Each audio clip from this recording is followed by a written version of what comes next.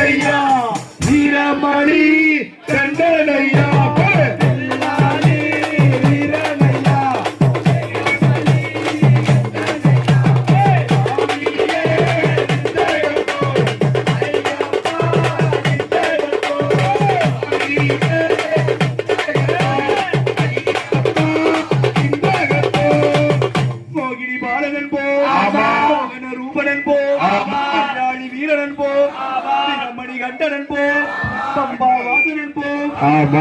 ராஜனன் போ